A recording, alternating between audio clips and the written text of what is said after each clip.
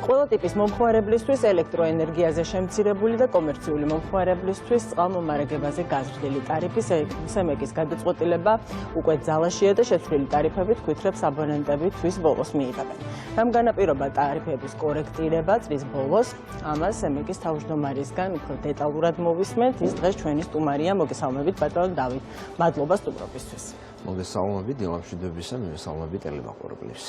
ბატონო დავით, ეს გადაწყვეტილება დავიწყოთ ელექტროენერგიის გადაწყვეტილებით იყო მოულოდნელი და თქვათ ბოლო მომენტში წარმოდგენილმა დოკუმენტაციამ განაპირობა ან ინფორმაციამ თუ მანამდე უკვე მუშაობა მიმდინარეობდა კომპანიასთან და თქვენ საქმის კურსში იყავით რომ პროცესები ამ მიმართულებით კურსში მიმართულებით განვითარდებოდა და წლის ბოლოს შემცირებული ტარიფი გვექნებოდა. კომისია ბოლო 6 თვის განმავლობაში მუშაობდა ელექტროენერგიის ტარიფის გადაანგარიშების საკითხზე, ვინაიდან ორი მთავარი ფაქტორი, რაც კომისიას აძლევდა ამის საფუძველს, იყო სახეზე. პირველ რიგში ეს იყო უფრო უხვი ნალექები ბოლო 2 წლის განმავლობაში, საიდან გამომდინარე ჰიდროელექტროსადგურებმა და განსაკუთრებით ენგურჰესმა გამოიმუშავა უფრო მეტი ენერგია, ვიდრე ეს იყო პროგნოზირებული. ამასთან დაერთო ის, რომ ენგურჰესის რეაბილიტაცია გაკეთდა, იცით თქვენ რომ და გაშუქდა თქვენი ეთერითაც არაერთხელ თავარი გვირაბი გაკეთდა, საიდან გამომდინარე წყლის დანაკარგება მნიშვნელოვნად იკლო გვირაბში და გამომუშავება გაიზარდა. ამ ყველაფრიდან გამომდინარე კომისიას მიეცა შესაძლებლობა, რომ გადაეხედა ტარიფისთვის და შესაბამისად დეკემბრის ბოლოს ჩვენ მივიღეთ გადაწყვეტილება, როგორც დედაქალაქში, ასევე რეგიონებში ყველა კატეგორიის მომხმარებლისთვის ელექტროენერგიის ტარიფის 3 თეთრით შემცირების თაობაზე.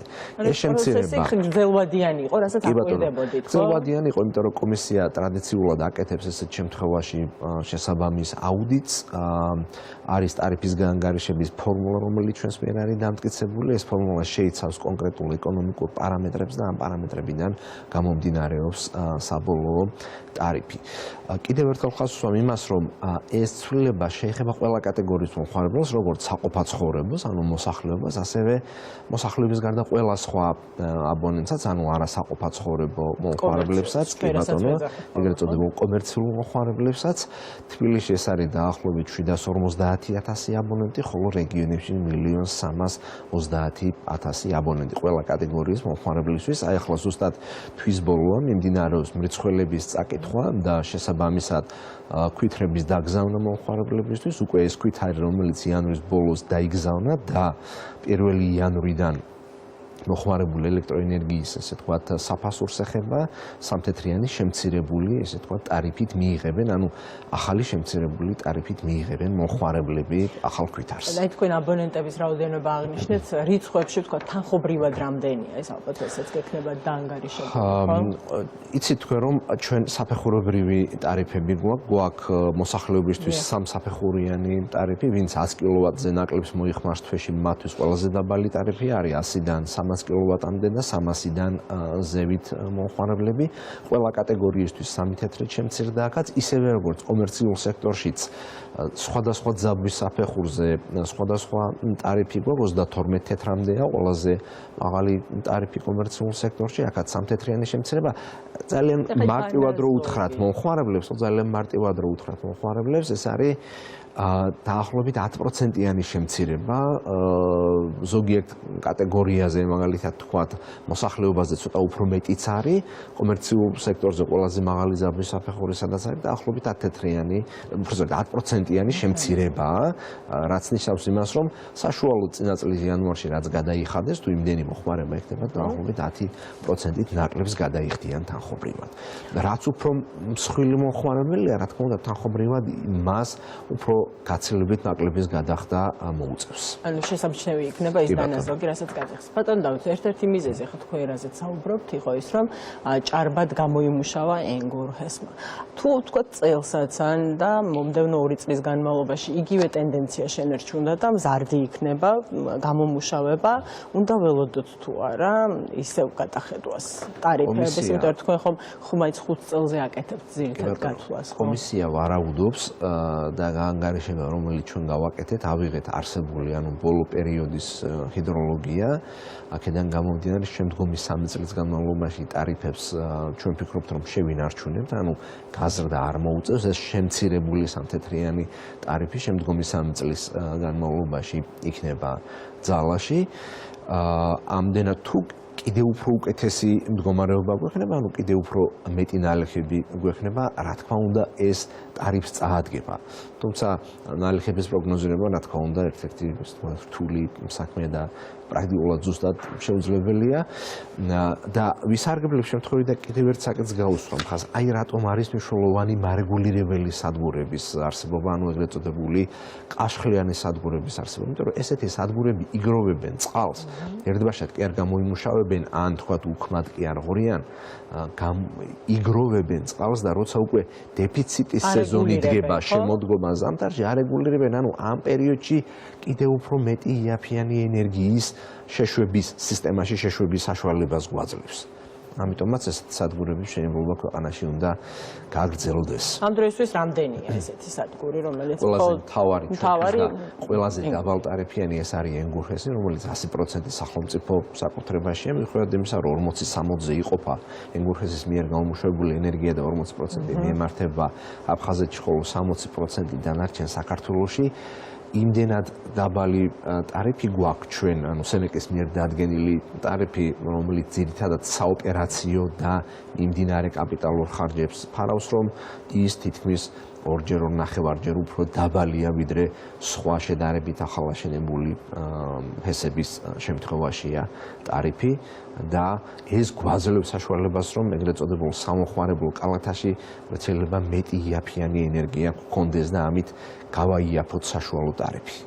ბატონ დავით, კიდევ ერთ უკვე მიღებულ გადაწყვეტილებასაც რომ შევეხოთ და შევაფასოთ, მოკლედ კიდევ ერთხელ რამ განაპირობა წყალმომარაგების ტარიფი გაიზარდა. ელექტროენერგიის შემთხვევაში თუ დანაზოგის გაკეთების შესაძლებლობა მიეცა ყველა ტიპის მომხმარებელს, ამ შემთხვევაში კომერციული აბონენტებისთვის ტარიფი გაიზარდა. რა იყო ძირითადი განმაპირობებელი ფაქტორი? კიდევ ერთხელ რომ ესეთი რაღაცნაირი შეჯამების სახე მისცეთ, ჩვენ მოვისმინეთ, რა თქმა უნდა, ამის შესახებ. წყალმომარაგების ტარიფს თბილისში, რუსთავში და მცხეთაში მოხდა კომერციული სექტორისთვის წყალმომარაგების ტარიფის ზრდა. აქ ერთ-ერთი მთავარი ფაქტორი ამ ზრდის არის ის, რომ სისტემა არის მოძველებული, პრაქტიკულად ამორტიზირებული ძალიან დიდ ნაწილში. GVP-ში შემოვიდა, Georgia Water Power-ში ახალი ინვესტორი, აქვალია, რომელსაც ძალიან დიდი გამოცდილება აქვს, ერთის მხრივ, მეორეს მხრივ, მან სწორად დაინახა არსებული პრობლემები და თუ თავიდანვე არ ჩადო დიდი ინვესტიცია, ისე მდგომარეობა კიდევ უფრო მეტად გაუარესდება. ამიტომაც ამ პრობლემის დიდწილად დაძლევისთვის შემდგომი 3 წლის განმავლობაში საკმაოდ მოცულობითი ინვესტიციები იქნა მათი მხრიდან წარმოდგენილი.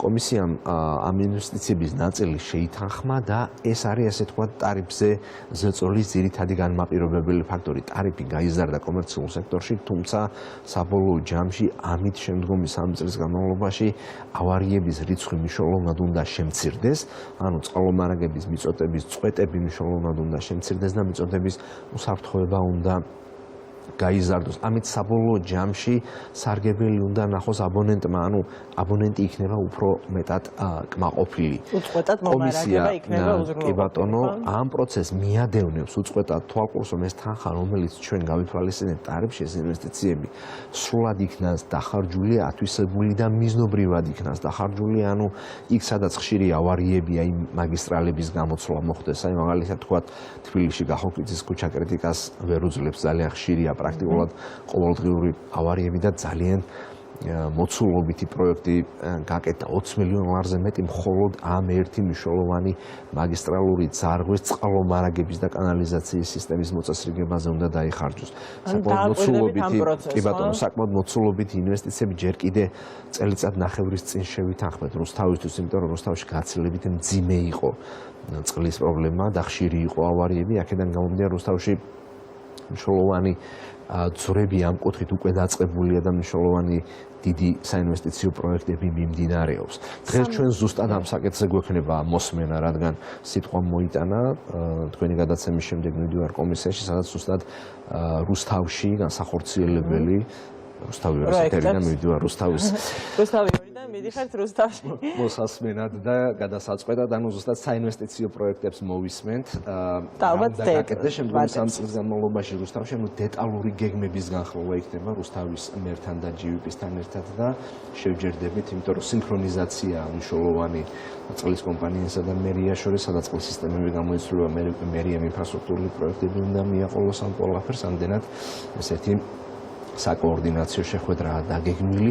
რუსთავში მთავარ მაგისტრალზე, რომლითაც იკვებება ქალაქი, იყო პრობლემა და მნიშვნელოვანი ავარიები. ეს პროექტი უკვე შევითანხმეთ ჩვენ და იქ სამუშაოები მიმდინარეობს, ისევე როგორც ძირითად მაგისტრალებზე, სადაც მერია ინფრასტრუქტურულ პროექტებს ახორციელებს, იქ იცვლება წყალმომარაგების და კანალიზაციის სისტემები, რაც შედეგს აუცილებლად მოგცემს.